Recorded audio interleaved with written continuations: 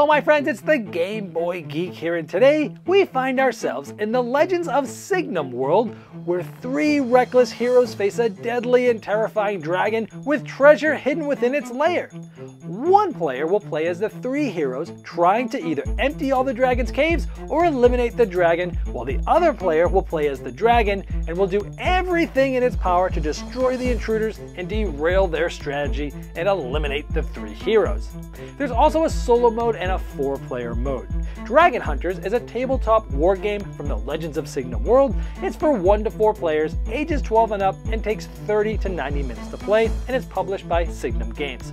It's on Kickstarter right now, so I'm going to show you how the game works, and then I'll see you on the other side.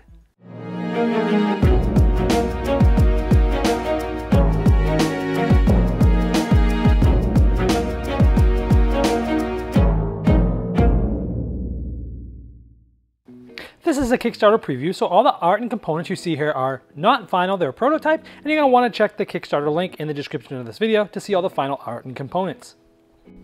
The main game is a 2-player game, and 1 player will play on the side of the dragon, and they'll get this humongous dragon miniature. And over the course of the game, they'll be able to summon some little dragon whelps. The other player will play on the hunter side and will get these 3 hunter miniatures. Now the dragon wins if they're able to eliminate all 3 hunters by making their health go down to 0. The hunter side can win if they make the 30 health of the dragon go down to 0. Or on this map, you'll see that there are 6 different dragon caves, and if they empty the gold off of all 6, that's another way the hunters can win. Now the dragon will start on one side of the map and touch the edge, and the 3 hunters will go on the opposite side, touching the edge. Now the hunter side will have their own deck. They'll start with 4 of these cards, and each turn they're going to draw one of these cards. This will allow them to do things that we'll show you later. And the dragon player will also start with a deck and 4 cards. Now there's both basic and advanced decks for both sides. Now each of the hunters start with stealth. This means that they cannot be attacked until certain things happen, like they search caves, they use abilities, the other player comes in contact with them, or they start melee combat. So it allows them to sort of start the game without being able to be attacked and move around the board. Now turns go back and forth. The hunters start, remember they start with 4 cards. On their turn they're going to draw a card, so they'll have a 5th card, and then they can do one of many different things. One thing is you can activate one of your creatures on the battlefield. Let's say we want to activate him. Now each hunter here actually tells you how they can move. These are all, say, medium. So you'd use this 10 centimeter medium to be able to see how far they can move, but there's also smalls, large, and extra large. And there's different things that can change how far you move and things like that.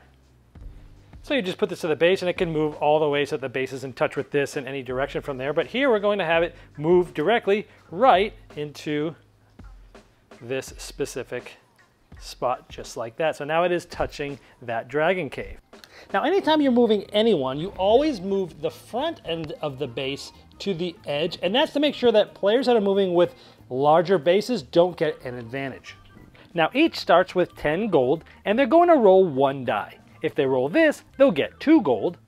If they roll that, they'll get 3 gold, and if they roll the shield, they'll get 4 gold. So they can make change, say that there's 6 left, and they would have 4 gold in their supply. Now keep in mind, the hunter that searched here is no longer stealth, so they can now be attacked by the dragon side. But let's say this player activates this hunter, and essentially they're going to place them right here, and they're also going to roll a die. Let's say they get another 4 gold. So they take that gold, and then they'd no longer be stealth. Now let's say this specific hunter wants to try to stay stealth a little longer, so they're going to move just like that.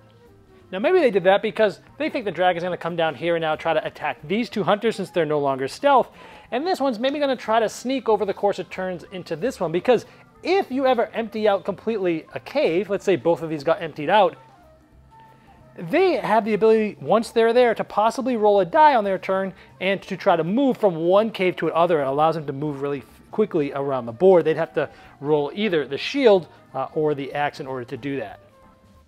In addition to activating creatures, players can discard cards on their turn to gain gold. Every time you discard a single card, you get 2 gold.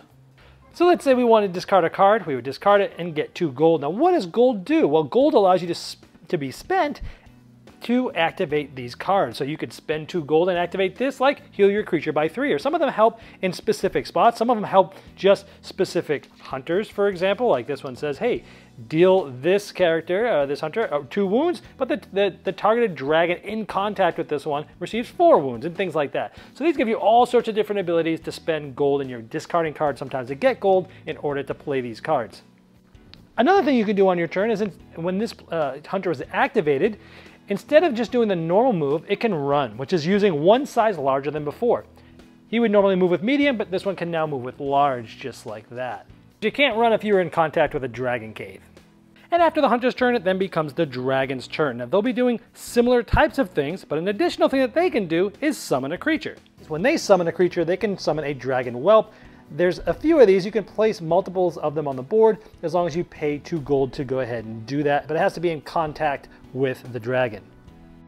Now when moving, if you contact another piece on the board, you must stop there, and you can go into, in this case, melee combat. Now, I just put these here on the board. They aren't typically out here, but just to show you that this player is going to get 3 dice, and the dragon is going to get 6 dice. Now, normally, the player being attacked would look at the amount of dice they have, and they would set some for attack and some for defense based upon this number here, and then the player attacking would then do the same. They'd look at their number of dice, they'd decide based upon what the player they're attacking did, how many to attack and how many for defense. But this isn't a default situation because this hunter has the ability of Reckless, which means that they all have to be set to attack, so all 3 are set to attack there. But the dragon set 5 of theirs for attack and 1 for defense. Now let's assume that this is how the dice were rolled as we see it. So let's see what would happen here. This player would attack, and this player is defending with this die. Now the defense only defends if it's a shield like this, and it's not, it was this. So there's nothing being defended with this die. Here, by default, you would attack with both of these, the axe and the axe with the shield. So this one would do 2 damage. So this player is going to get 2 wounds in this battle, just like this. Now the dragon actually works a little bit differently. They don't discard cards to get money like the hunters do. On their turn, if they're wounded like this, for every wound they get, they actually gain gold. So it's very different that the dragon player makes money as they get hurt. So if this had just happened and taken 2 wounds, they would have gotten 2 gold. Now let's look at the dragon. They have attack, they have 3 hits, and this player didn't have any dice for defense, so this hunter is going to get 3 wounds just like that. Now, generally speaking, we were showing you that both of these attack, and that was because the hunter was not wounded going into this battle. But in a future battle, this hunter is wounded. Generally speaking, if a hunter is wounded there, when attacking in another battle, only this is going to hit, and that's about 1/3 chance. However, if they're not wounded, both of these would hit, and that's 2/3 chance. However, there is a special thing here. This hunter's ability, one of them is Fortitude, which means regardless if they're wounded or not, both of these hit. Now, some of the hunters have a ranged weapon that they can, shoot with, and they need line of sight, meaning they need to be able to draw a straight edge between any spot of their base to any spot of the other base. And in this case, they have one of their own hunters in front of them, so they couldn't do that. But if it was even like this, now they've got some room, they can draw a straight line, so they'd be able to do a ranged attack. Now let's look at the 3 different types of cards. There's tactics, spells, and relics. The tactics, basically they're activated during an opponent's turn, so you can play them on a turn. The spell cards are necessary to have an immediate impact on battle. And the relic cards, depending on your hunter, like this one has this relic, and this hunter has this relic, they can have one of these types of cards. And essentially these are strengthening creatures or giving them additional abilities in battle and things like that.